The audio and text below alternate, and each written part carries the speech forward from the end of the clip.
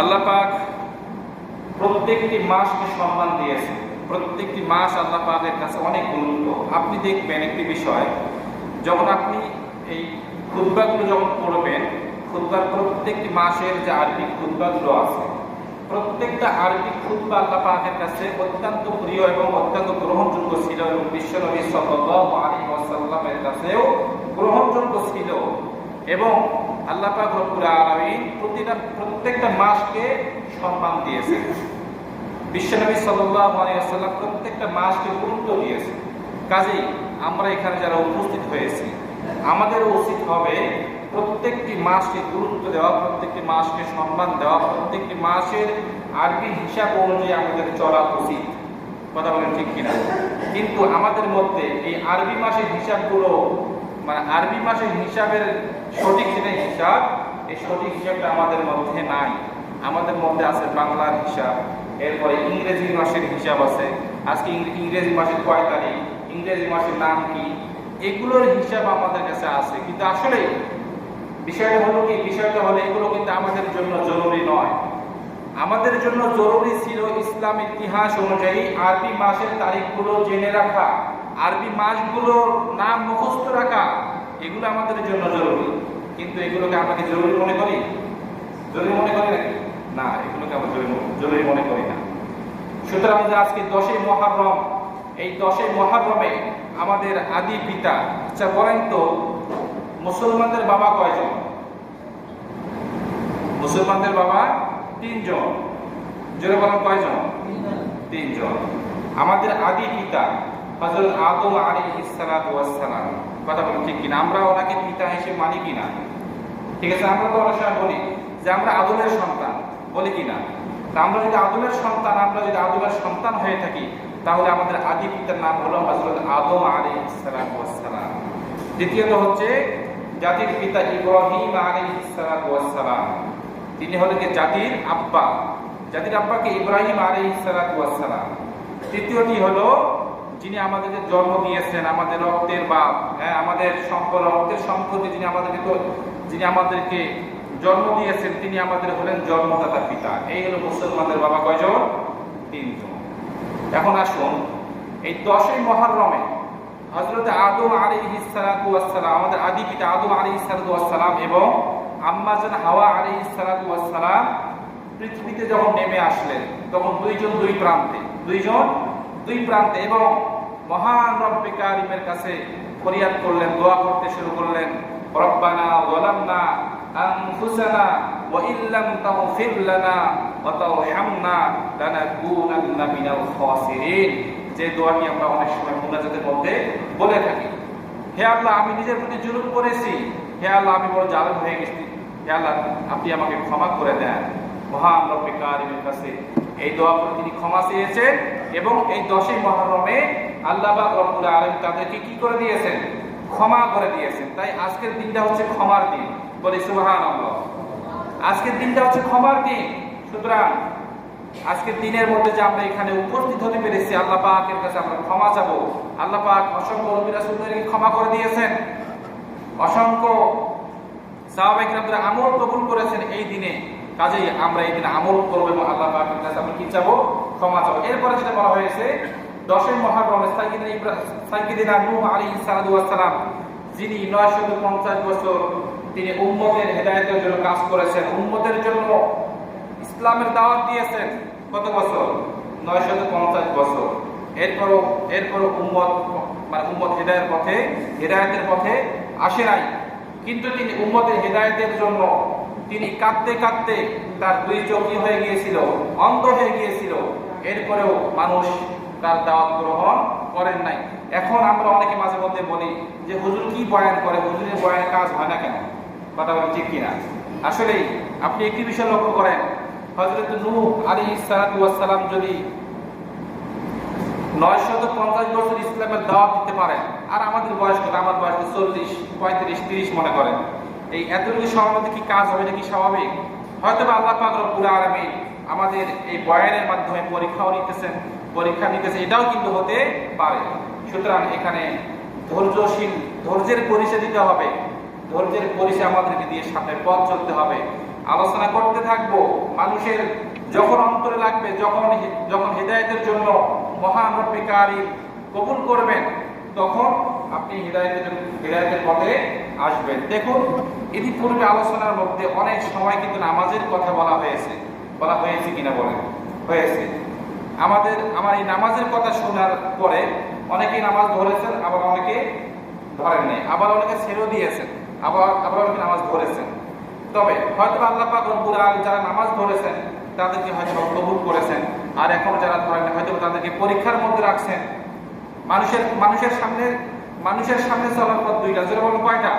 দুইটা। একটা হচ্ছে ইহদিনাস সিরাতাল মুস্তাকিম, অর্থাৎ সঠিক পথ, সরল পথ, ইসলামের পথ, মহান রব্বুল কারীমের পথ। আরেকটি পথ হচ্ছে শয়তানের পথ। এখন আপনি এই আলোচনা শুনে যদি ইহদিনাস সিরাতাল মুস্তাকিমের পথে আসতে পারেন, তাহলে আপনার জন্য মঙ্গলজনক হবে।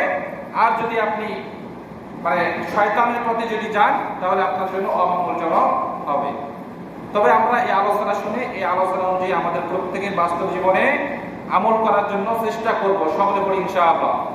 এরপরে যে আজকের দিনে যে অলৌকিক ঘটনাটি ঘটেছিল, হযরত ইব্রাহিম আলাইহিস সালামকে মিস্টার নমরুদ, জনগণকে মিস্টার নমরুদ ইব্রাহিম আলাইহিস সালামকে অগ্নিকুণ্ডের মধ্যে নিক্ষেপ করেছিল। জনগণ কিসের মধ্যে? অগ্নিকুণ্ডের মধ্যে নিক্ষেপ করেছিল। ফেরেশতাগণ সেখানে উপস্থিত হয়েছেন এবং জিবরাইল আলাইহিস সালাম সেখানে উপস্থিত হলেন। ইব্রাহিম আলাইহিস সালাম বলেন, জিবরাইল তুমি এখানে কেন এসেছো? জিবরাইল আলাইহিস সালাম বললেন যে আপনাকে হেফাজত করার জন্য এসেছি। আপনাকে কি করার জন্য এসেছি? হেফাজত করার জন্য এসেছি।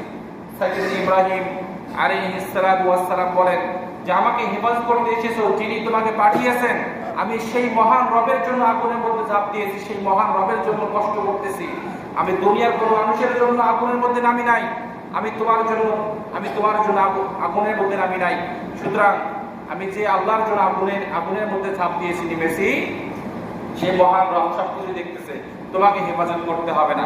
এই কথা মহান রব্বুল আলামিন শুনে তিনি জিবরাইল আলাইহিস সালামকে বললেন, হে জিবরাইল তুমি ফিরে আসো।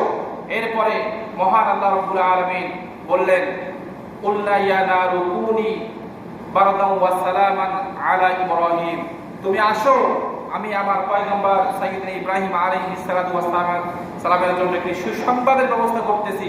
তিনি সেখান থেকে এই জাহান্নামের আগুনের কাছে ফোন করলেন, হে জাহান্নামের আগুন, তুমি আমার পয়গম্বর ইব্রাহিমের জন্য ঠান্ডা হয়ে যাও।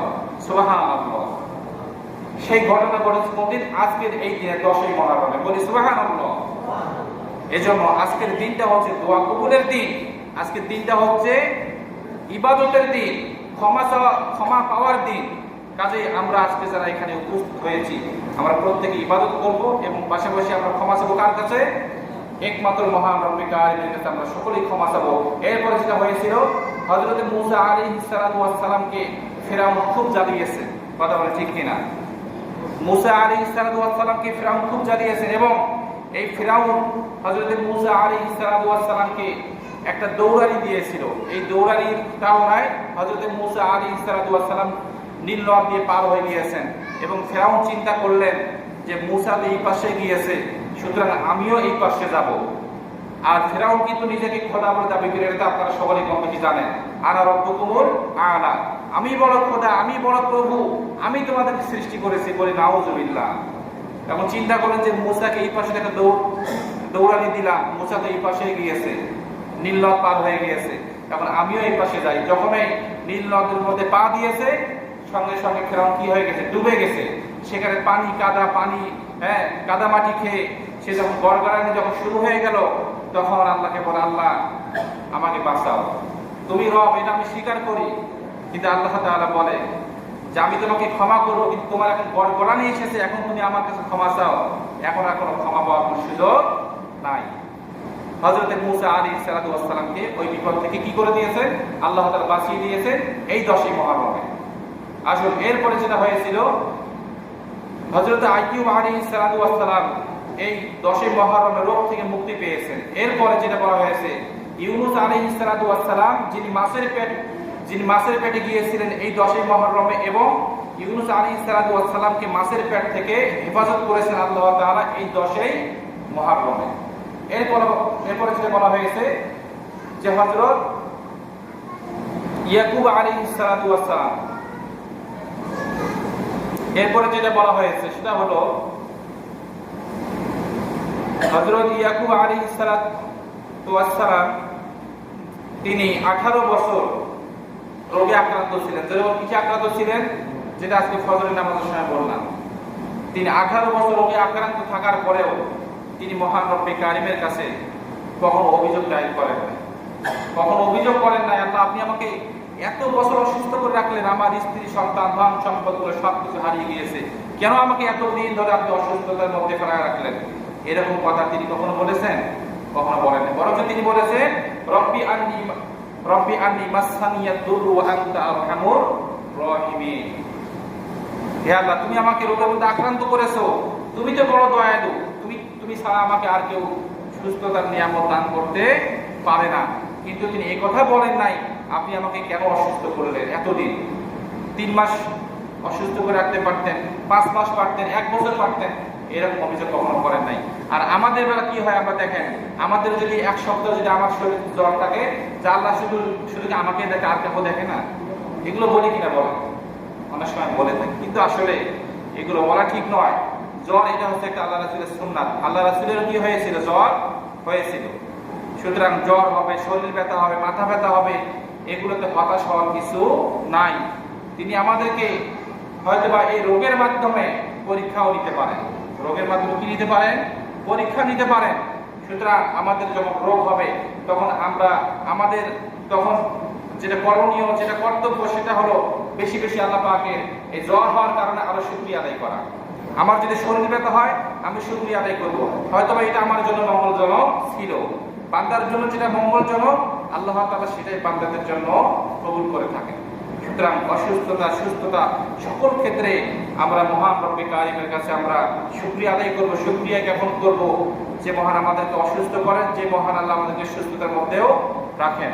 আজকে আমরা যতটুকু আলোচনা শুনলাম, এই আলোচনা অনুযায়ী প্রত্যেকের বাস্তব জীবনে আমল করার জন্য চেষ্টা করব। আল্লাহ তাআলা আমাদের সকলকে আজকের আলোচনা অনুযায়ী প্রত্যেকের বাস্তব জীবনে আমল করার তৌফিক দান করুন। সকলে পড়ে আমিন। আলোচনা আরো ছিল কিন্তু শেষ হলো না। যদি রাতে আলোচনা সুযোগ হয় তাহলে রাতে কিছুটা আলোচনা হবে ইনশাআল্লাহ। আরেকটি বিষয় সেটা হলো আমরা নামাজে আসবো ভাই। নামাজ ছাড়া আমাদের কোনো মুক্তি নাই, নামাজ। সুতরাং আমরা তো বাড়িতে অনেক সময় বসে থাকি, আজান শোনার পরেও বাড়িতে আমরা বসে থাকি কিভাবে? এটা একটা লজ্জাজনক বিষয়। আজান আমার কানের মধ্যে আজান পড়েছে, পৃথিবীর সবচেয়ে শ্রেষ্ঠ বাক্য কি? আজান, আল্লাহু আকবার। এই শব্দটি সবচেয়ে শ্রেষ্ঠ। এই শ্রেষ্ঠ শব্দটি আপনার কানের মধ্যে, আমার কানের মধ্যে যাওয়ার পরেও আমি বাড়িতে বসে থাকি কিভাবে? সুতরাং নামাজে আসবেন। আমরা যদি এই আর্জেন্টিনা খেলা দেখার জন্য যদি ভোর 4টার সময় মোবাইলের মধ্যে অ্যালার্ম দিয়ে যদি সেখানে বুড়িপুকুর হাই স্কুল মাঠের মধ্যে যদি উপস্থিত থাকতে পারি ভাই, তাহলে এখানে নামাজে কেন আসতে পারবো না বলেন? 4টার সময় তো নামাজও হয় না, এরপরে আমরা সেখানে খেলা দেখার জন্য উপস্থিত। নামাজ হয় 4:30টার সময়, ঠিক না ভাই? ঠিক। সুতরাং আপনাদের পায়ে হাত রেখে বলছি, নামাজে আসবেন তো ভাই? সকলে পড়ি ইনশাআল্লাহ। আল্লাহ তাআলা আমার মুসল্লি ভাইদেরকে 5 ওয়াক্ত নামাজ হিসেবে কবুল করবেন। সকলে পড়ি আমিন। আমরা এখনো যারা কবুল জুমা সাদা সুন্নাত নামাজ পড়ি নাই, সুন্নাত নামাজ পড়ি।